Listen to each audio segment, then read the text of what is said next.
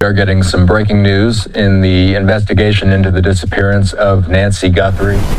For Nancy Guthrie, I have heard people make claims that even when a phone is turned off, it still pings towers, which is not true. In the search for Nancy Guthrie, straight out to Crime Stories, investigative reporter. The porch camera outside a quiet home in Tucson shut off at exactly 1:47 a.m. No warning, no motion alert, just a sudden blackout in the middle of the night. For 25 minutes, the system recorded nothing. Then the camera flickered back to life, just long enough to capture a figure stepping into frame. The person moved slowly toward the lens, a backpack over the shoulder, face mostly hidden. And instead of running from the camera, the figure reached up and shoved a cluster of flowers directly into the lens.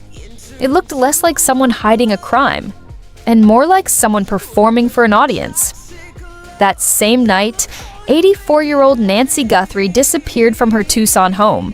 No ransom has been paid, no confirmed sightings have surfaced. And weeks later, investigators are still trying to answer a question that has begun to trouble even seasoned profilers. What was the man on that camera committing the crime or staging a story? Because if the footage was staged, it means the real events may have started hours earlier, and the truth may be hiding inside the silence before the cameras went dark. Nancy Guthrie was not someone investigators believed would simply wander away. According to the Pima County Sheriff's Department, early assessments quickly ruled out several common explanations. Medical emergencies were considered and dismissed. There were no immediate signs suggesting confusion or disorientation. Instead, what investigators reportedly discovered inside the house pointed towards something far more deliberate. Nancy had likely been taken against her will. Inside the residence, small droplets of blood were found, not large pools suggesting immediate fatal injury, but a scattered trail that moved from inside the home toward the front walkway.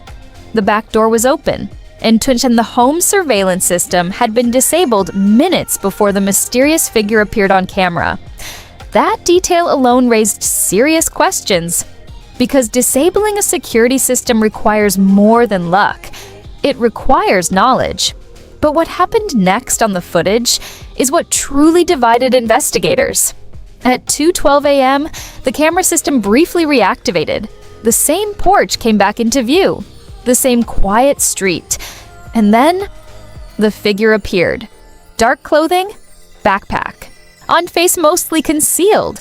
The person stepped closer to the camera and reached upward, awkwardly forcing flowers into the lens until the view was completely blocked. To some investigators, the movement looked strangely clumsy. One behavioral analyst reviewing the footage described it as the work of someone inexperienced. The suspect fumbled with the flowers and lingered in front of the camera longer than most offenders would ever risk. That observation sparked an early theory. Maybe this had started as a simple burglary. An elderly woman living alone could appear to be an easy target. Someone breaks in hoping to steal valuables, but things escalate unexpectedly. But that explanation quickly runs into a problem. If the goal was theft, why take Nancy? Removing a victim from a scene dramatically increases the risk of capture. It requires planning, transportation, and time. Most burglars would never take that risk. Which is why many investigators began looking at a darker possibility. Some experts now believe the suspect may not have been a stranger at all. A former threat management specialist once summarized a pattern investigators often notice. People who break into homes during the day usually want property. People who come at night often want the person inside. Under this theory, the suspect may have known Nancy, someone familiar with her routine, maybe someone who understood the layout of the home and possibly the location of the surveillance system, someone who knew exactly when she would be alone. But another theory circulating quietly among investigators goes even further, and it may explain the strange behavior captured on camera. A former cold case investigator studying the footage noticed something unusual about the suspect's clothing. Specifically, a holster positioned on the front of the body. To most viewers, and it might look normal, but firearms specialists say the position made little practical sense for actual use.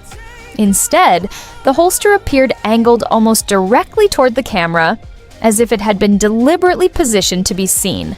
Not for function, for visibility. That observation led to a chilling possibility. What if the suspect wasn't arriving at the crime scene, but leaving it? Under this scenario, the person on camera may have already been inside the house long before the surveillance system shut down. Nancy reportedly returned home around 9:50 p.m. The camera didn't go dark until 1:47 a.m. That leaves nearly 4 hours of unexplained time inside the house. And if the suspect knew the cameras would later be reviewed, staging a fake intruder moment could redirect attention away from someone with a personal connection to the victim. In forensic psychology, this tactic has a name: more staging, and it's often used by offenders who know investigators will eventually look at them first.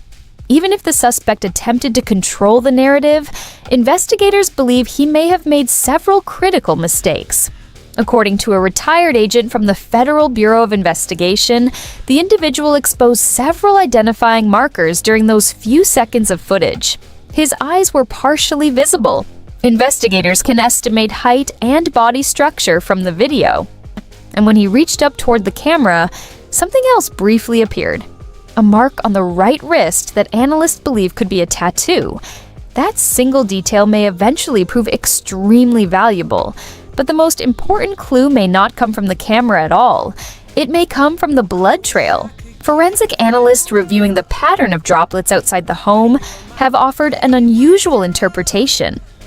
The spacing and shape of the drops do not resemble the patterns typically seen in major wounds or arterial bleeding. Instead, the pattern may suggest respiratory distress. In simple terms, the blood could have been expelled through coughing or breathing rather than heavy trauma. If that interpretation is correct, it suggests something critical. Nancy Guthrie may have still been alive when she left the property, which means whatever happened next likely occurred somewhere else entirely. And that realization dramatically expanded the scope of the investigation. As the case grew more complex, local authorities eventually stepped back. The investigation was formally taken over by the Federal Bureau of Investigation, which formed a task force operating out of Tucson. Since then, officials have released very little information publicly, but several strange developments have surfaced behind the scenes. Multiple ransom messages were reportedly sent to media outlets demanding millions in cryptocurrency. Most were quickly dismissed as opportunistic scams. But one message reportedly contained a small detail about an object inside Nancy's home, something investigators believe only someone familiar with the interior might know. Agents are now trying to determine whether that message was simply a lucky guess, or a signature from the person responsible. Meanwhile, investigators continue to analyze every frame of the short video clip. They are studying the suspect's walk, enhancing the image of the wrist mark, even identifying the species of flowers used to block the camera, because every detail could become a thread leading back to the person responsible. And if the staging theory proves correct, the truth may not come from a random DNA match or a sudden confession. It may come from inconsistencies, small lies told by someone close to the center of the story. Right now, the case remains active, but investigators believe the man on that camera made several mistakes. He returned to a camera he knew existed, he exposed physical markers investigators can analyze, and he left behind a trail that leads somewhere. But the most important mystery may not be the man with the flowers. It may be the silence before he appeared.